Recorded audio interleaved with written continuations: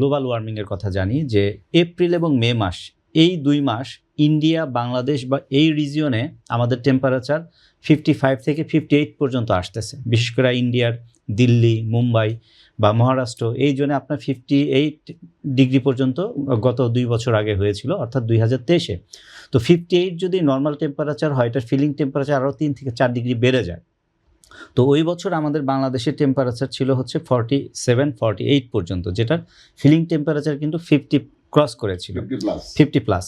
আবার যদি আমি এপ্রিল মের পরে আবার জুলাই সেপ্টেম্বর সেশনটা দেখি, এই সময় হচ্ছে মিডল ইস্টে 65 অ্যান্ড অ্যাবভ টেম্পারেচার আমরা ফেস করেছি। এক্সট্রিম মশার কয়েল প্ল্যান্ট ফাইবার দিয়ে তৈরি, তাই সহজে ভাঙে না, সুগন্ধিযুক্ত ও নিরবিচ্ছিন্নভাবে জ্বলে। ডেঙ্গু, চিকুনগুনিয়া বাহি সহ যে কোনো মশার বিরুদ্ধে দেয় এক্সট্রিম সুরক্ষা। 2017 সালে আমি দুবাইতে ছিলাম, তো ওই সময় দেখেছি যে Dubai, Kuwait, Bahrain overall temperature হচ্ছে যে অ্যাভারেজ 50+, এবং কুয়েতে ওই সময় 65 ডিগ্রি টেম্পারেচার আমি নিজে ফেস করেছি। এরপরে 2023-24-এর আরেকটা যদি আমরা অবজারভেশন দেখি যে অক্টোবর নভেম্বরে স্পেন, পর্তুগাল এই জোনটাতে, ইউরোপের এই জোনে 55 ডিগ্রি প্লাস টেম্পারেচার আসতেছে। অর্থাৎ এই যে গ্লোবাল ওয়ার্মিং, অর্থাৎ এপ্রিল থেকে যে হিট ওয়েভটা শুরু হয়েছে, এটা অক্টোবর নভেম্বরে গিয়ে শেষ হচ্ছে।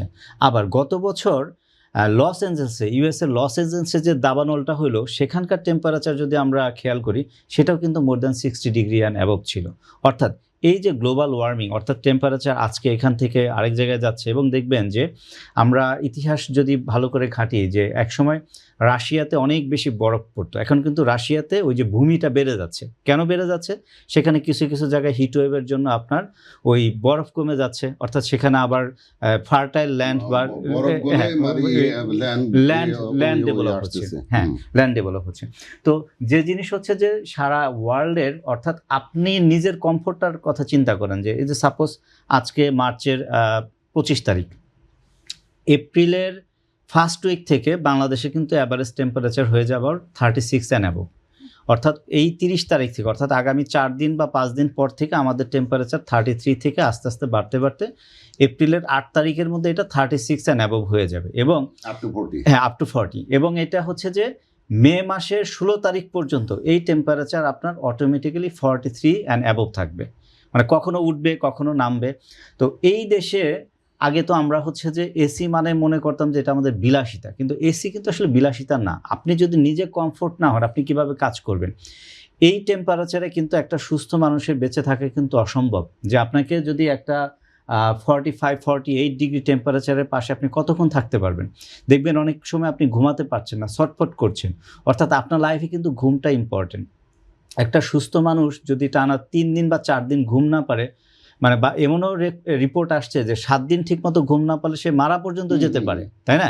অর্থাৎ তার ব্রেন কিন্তু হ্যামারেজ হচ্ছে, তার ব্রেন কিন্তু ড্যামেজ হয়ে যাচ্ছে। অর্থাৎ আমাদের সেফটিটা খুব ইম্পর্টেন্ট। এই এসি কিন্তু it's not a luxurious goods. AC হচ্ছে আমাদের একটা কমফোর্ট। এবং আমরা যে কাজ করছি, কিছু কিছু ইন্ডাস্ট্রিতে দেখেন, এই যে আমাদের বাংলাদেশের মেজর একটা এক্সপোর্ট গার্মেন্টস, এই গার্মেন্টসের যে ওয়ার্কাররা দেখবেন যে এই আমাদের প্রায় $40 বিলিয়ন আমরা শুধু গার্মেন্টস এক্সপোর্ট করি।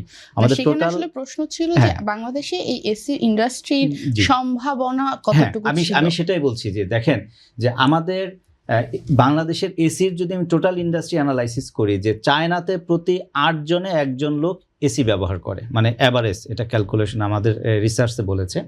সেখানে বাংলাদেশে এখনও আছে 62+। অর্থাৎ আমি যদি চায়নার যে লাস্ট 20 বছরের যে ইকোনমিক্যাল গ্রোথ, অর্থাৎ চায়না 2000 সালে তাদের জিডিপি ছিল $1.32 ট্রিলিয়ন, এখন তাদের জিডিপি হয়েছে $19 ট্রিলিয়ন। অর্থাৎ যে গ্রোথ, বাংলাদেশেও কিন্তু গ্রোথ আসবে।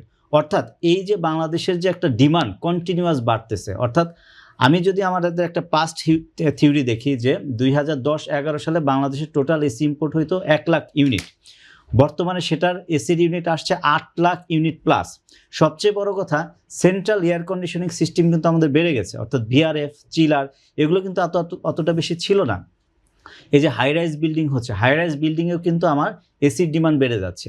অর্থাৎ বাংলাদেশে ওভারঅল ডিমান্ড খুব দ্রুত বাড়ছে, এবং অ্যাভারেজ হচ্ছে আমরা যেটা ক্যালকুলেশন করি 20% একটা অ্যানুয়াল গ্রোথ আমাদের থাকবে এসিতে।